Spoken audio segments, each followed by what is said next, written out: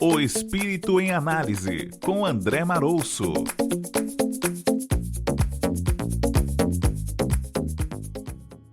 Em um dia da longínqua Galiléia de mais de 2000 anos, 4.000 pessoas se reuniram para ouvir as palavras de um certo rabi. Os ditos evangélicos afirmam que as pessoas que se encontravam nas últimas fileiras escutavam em alto e bom som tanto quanto aqueles que se encontravam mais próximas do Cristo. Jesus cantou através dos versos que se imortalizariam na esteira do tempo o célebre Sermão das Bem-aventuranças. Na plateia eram as viúvas, os órfãos, os cegos, os coxos. Havia ali também aqueles que se encontravam com familiares escravizados pelo jugo romano. Enfim, uma plateia formada de gente pobre, sofrida e doente. E o mestre dos mestres ergueu sua voz, enaltecendo a prática da fé, da esperança e da caridade. Bem-aventurados os humildes de espírito, porque deles é o reino dos céus. Convidando-nos ao reconhecimento da nossa condição de seres espirituais em viagem material, portanto expostos às vicissitudes da perecibilidade da carne. Entretanto, sabedores da nossa ilimitada capacidade de evolução intelectual, espiritual e moral. Afinal, somos espíritos imortais. Bem-aventurados os que choram, porque eles serão consolados. Na plateia, os 4.000 tinham motivos de sobra para o choro. E o Mestre fala para eles das maravilhas que experimentariam no porvir. Bem-aventurados os mansos, porque eles herdarão a terra. Jesus antecipou a separação do joio do trigo. Falou-nos do processo de expurgo em que o planeta passa nos tempos em que vivemos e prometeu que aqueles que beberem do amor cristão são os viajores que permaneceriam na nave planetária regenerada. Bem-aventurados os que têm fome e sede de justiça, porque eles serão fartos. Tratou de nos mostrar o valor de encararmos a cruz de nossa própria iluminação como sendo o caminho para a nossa paz. De outra forma, através desse trecho do discurso, o Cristo enalteceu o labor daqueles que encaram seus desafios com a dignidade do aprendiz na escola da vida. Bem-aventurados os misericordiosos, porque eles alcançarão misericórdia.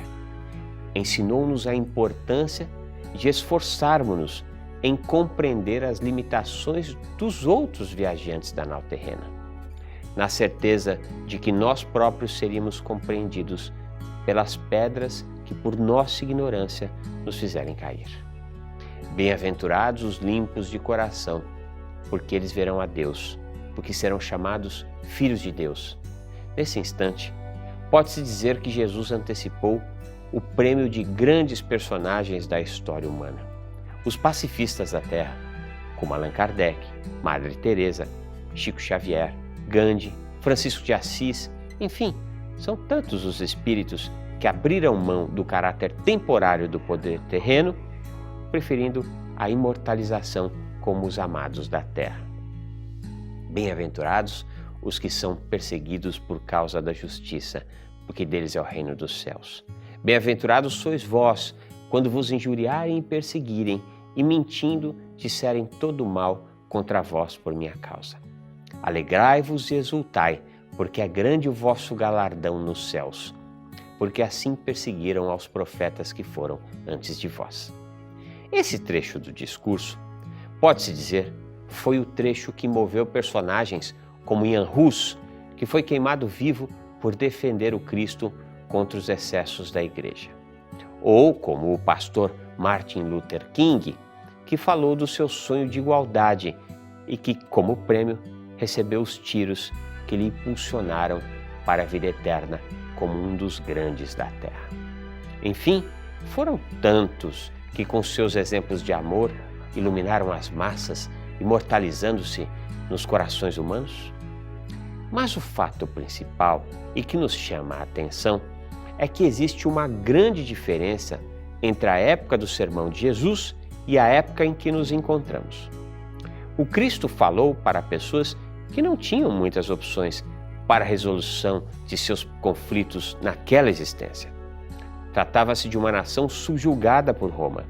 Não existiam os avanços das leis, do pensamento filosófico, as maravilhas da ciência moderna, nem tampouco as facilidades de uma sociedade conectada.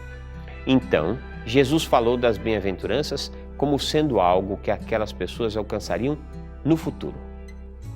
Entretanto, isso não vale para nós encarnados nesse instante da Terra. Passados mais de 2 milênios, nossa geração atual não pode mais postergar as bem-aventuranças. Se o povo galileu era dominado por Roma, nós que vivemos em países democráticos, podemos buscar, por nossas próprias custas, melhores condições de vida a partir da nossa realidade presente. É claro que ninguém pode achar que a felicidade plena pode ser alcançada já em um planeta de provas e expiações.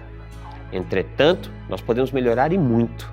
Podemos, por exemplo, fazer investimento no nosso currículo através de cursos gratuitos ou de baixo valor através do ensino à distância. Podemos tratar de nossa saúde física e psíquica graças aos avanços da ciência, da psicanálise e da psicologia. Podemos aprender a dominar a mente para que tenhamos bons pensamentos e, enfim, estejamos plugados com as energias superiores. Assim, se para os galileus da época de Jesus as bem-aventuranças eram promessas, para nós é algo ao nosso alcance. Dá trabalho. E a opção é deixar para amanhã, para o ano que vem, para a próxima encarnação. Só não vamos poder dizer que não sabíamos que as bem-aventuranças só dependiam de nós. Cuide-se, você merece.